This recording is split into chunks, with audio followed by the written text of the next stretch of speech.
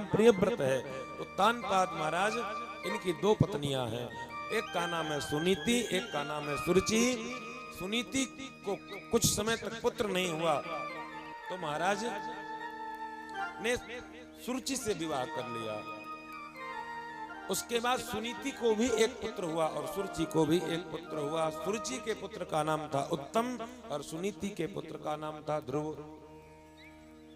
लेकिन छोटी रानी के आकर्षण में इतने आसक्त हो गए महाराज उत्तानपाद की बड़ी रानी का पूर्णतया परित्याग कर दिया, महल से दूर कुटिया बनाकर रहने लगे। महाराज उनका जो बालक है, माता सुनीति का जो बालक ध्रुव है, धीरे धीरे बड़ा हुआ। वह 5 वर्ष की अवस्था को प्राप्त हुआ। अपने सखाओं के संग में एक दिन खेल रहा था। सारे बच्चों ने अपने अपने पिता से प्राप्त वात्सल्य की चर्चा किया। ध्रुव ने कहा, भैया आप सबके पिता कितने अच्छे हैं, आपको कितना प्रेम करते हैं, और हमने तो आज तक अपने पिता को ही नहीं देखा। सखाओं ने कहा, क्यों मजाक करते हो भैया, अरे यहाँ के जो राजा हैं वो आपके पिता हैं। ध्रुव बोले, काहे झूठ बोल रहे हो, हमने आज तक उनका दर्शन तो किया नहीं, मैं राजा का बेटा दिखाई पड़ता हूँ। सखाओं ने कहा, विश्वास नहीं तो अपनी माँ से पूछो। हाँ बेटा, आप महाराज उत्तानपाद के ही बेटे हैं। तो माँ आपने कभी बताया क्यों नहीं, आपने कभी मिलाया क्यों नहीं, मैंने आज तक पिताजी के वात्सल्य को मैं पाने से वंचित क्यों रहा। महाराज भैया ने कहा, तो बेटा क्या बिगड़ गया, आज चले जाओ, जाके पिताजी का आशीर्वाद ले लो, उनका वात्सल्य ले लो। छोटा सा बालक ध्रुव दौड़ा दौड़ा खुशी के मारे राजमहल में प्रवेश किया, पिता के पास पहुंचा। जैसे ही अपने प्रियपुत्र ध्रुव को महाराज उत्तानपाद ने देखा, बाहें पसार दिया, दौड़कर ध्रुव पिताजी की गोद में बैठ गया। इस दृश्य को माता सुरुचि ने देख लिया। एकदा सुरुचे पुत्रम अंकमारोप्यलालयन् उत्तमं नारुरोक्षन्तं ध्रुवं राजाभ्यनन्दत। पहले से महाराज उत्तानपाद की गोद में उनकी छोटी रानी का बेटा उत्तम भी बैठा था, लेकिन जैसे ही ध्रुव को देखा, बाहें पसार दिया, ध्रुव को गोद में उठा लिया। इस दृश्य को जैसे ही देखा, सुरुचि की बुद्धि बिगड़ गई। अगर ऐसा ही प्रेम पिता और पुत्र के बीच में बना रहा तो आज तो ये गोद में बिठा रहे हैं, आज तो अपनी गद्दी में बिठा रहे हैं, कल के दिन राजगद्दी में बिठा देंगे और मेरा बेटा देखता ही रह जाएगा। आई सुरुचि, और जैसे ही पिता अपने पुत्र को प्रेम कर ही रहे थे, सुरुचि ने ध्रुव का हाथ पकड़ लिया और झट से गोद से नीचे उतार दिया। छोटा सा बालक ध्रुव पहली बार अपने पिता के वात्सल्य को करीब से देख रहा है, महसूस कर रहा है, लेकिन जैसे सुरुचि ने उठाकर गोद से नीचे उतार दिया, रोने लगा, मैया मुझे क्यों नीचे उतार दिया, क्या ये मेरे पिता नहीं है? बोले आपके ही पिता हैं, तो फिर मैं इनकी गोद में क्यों नहीं बैठ सकता, क्या मैं इनका बेटा नहीं?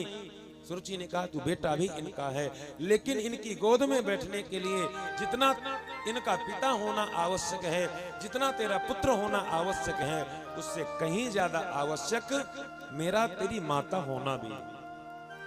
पिता तो तेरे यही है, लेकिन अंतर यह है कि मैं तेरी मां नहीं हूं। अगर तू सचमुच इनकी गोद में बैठना चाहता है तो जाकर भगवान से कह दे, परमात्मा मुझे सुरुचि की कोख से जन्म दे दो। जब तू मेरे कोख से पैदा होकर आएगा, तब तुझे इस पिता की गोद में बैठने का सौभाग्य प्राप्त होगा। नाग्रहीतो मया यत्त्वं कुक्षावपि नृपात्मजा बालोऽसि वदनात्मानम् अन्यस्त्री गर्भसंभृतम्। नाग्रहीतो मया यत्त्वम्, तूने मेरी कोख से जन्म नहीं ग्रहण किया। कुक्षा वपि नृपात्मजा।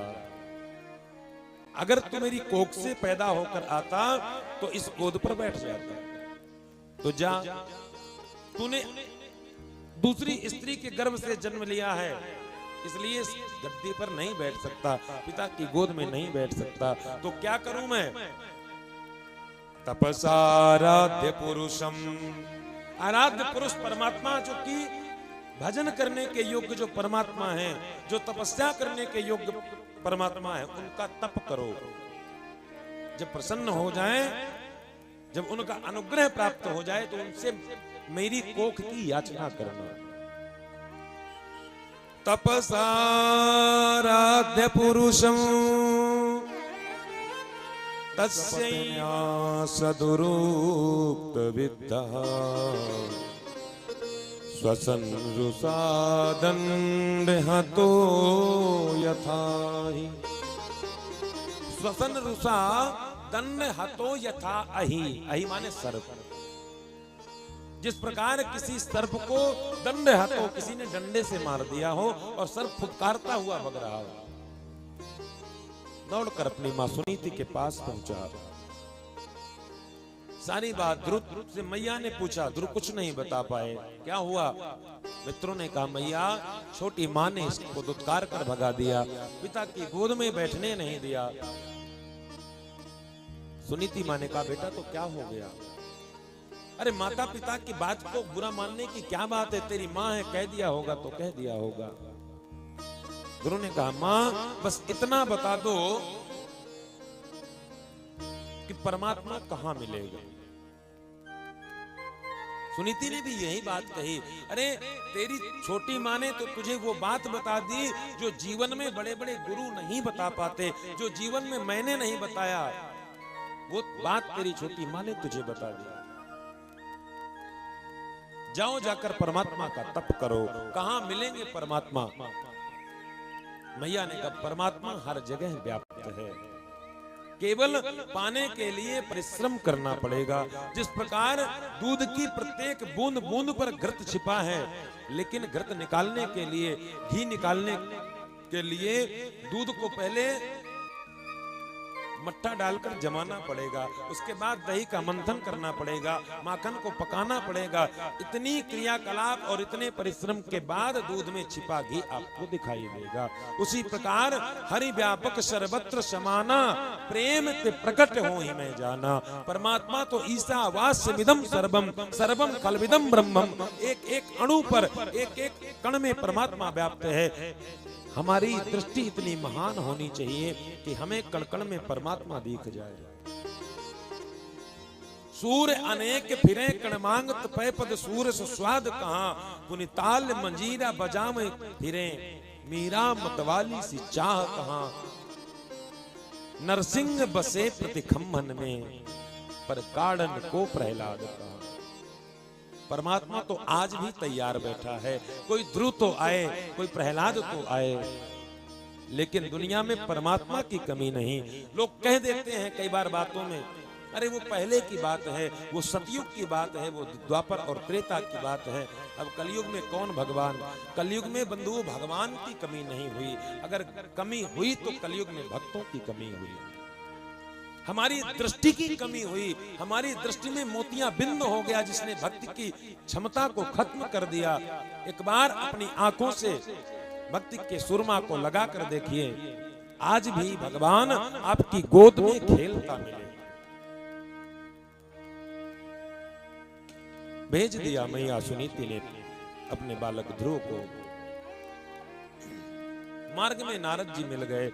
भगवान की प्रेरणा से भगवान ने नारद जी को कहा, जाओ जाकर के ये नन्हा सा बालक मेरा तप करने आ रहा है, इसको मार्गदर्शन करो।